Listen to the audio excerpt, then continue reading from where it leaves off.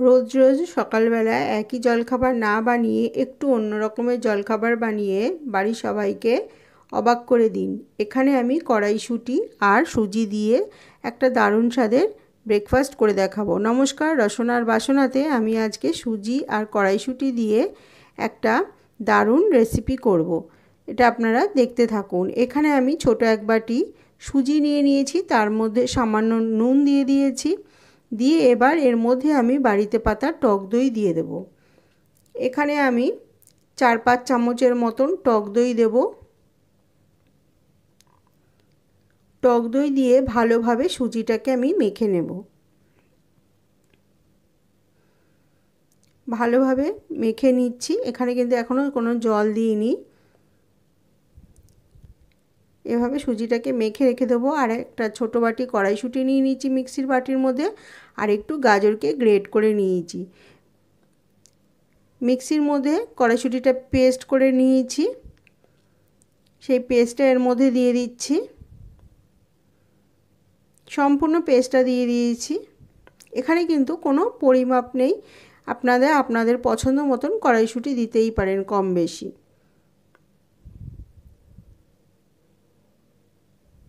এবার এর মধ্যে আমি দুটো গাজরকে গ্রেট করে নিয়েছি, সেই গাজরটাও দিয়ে দিলাম।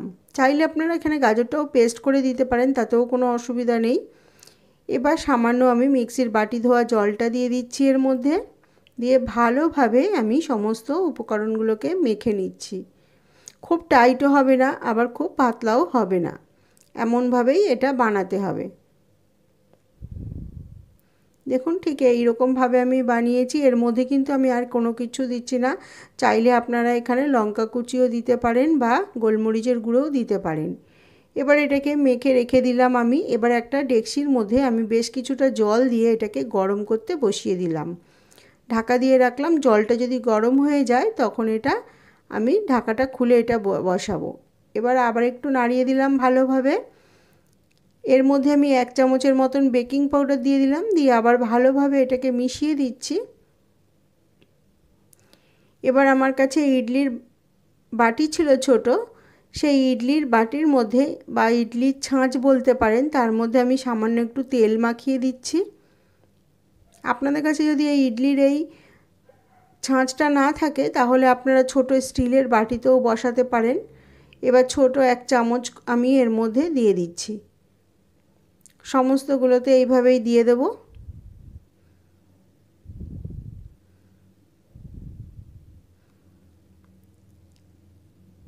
আবার উপর থেকে একটা ইডলির ছাঁচ দিয়ে দিচ্ছি, দিয়ে আবার তার মধ্যেও দিয়ে দিচ্ছি। এটা কিন্তু খুব পাতলা করলে নরম হয়ে যাবে, তাই এটা খুব পাতলা করার দরকার নেই। এরকম গাঢ়ই বানাবেন, তাহলে খুব সহজে হয়ে যাবে এবং খেতেও এটা দারুণ লাগবে। রোজ রুটি তরকারি থেকে একটু আলাদা রকমের ব্রেকফাস্ট হবে, খুব ভালো লাগবে খেতে, খুব নরম হবে, বাড়ির সবাই পছন্দ করবে এবং খেতেও পারবে। এবার এটাকে আমি ভাপে দিয়ে দেবো। এভাবে একবার বানিয়ে দেখবেন। যদি রেসিপিটা ভালো লাগে অবশ্যই সাবস্ক্রাইব করে আমার পাশে থাকবেন।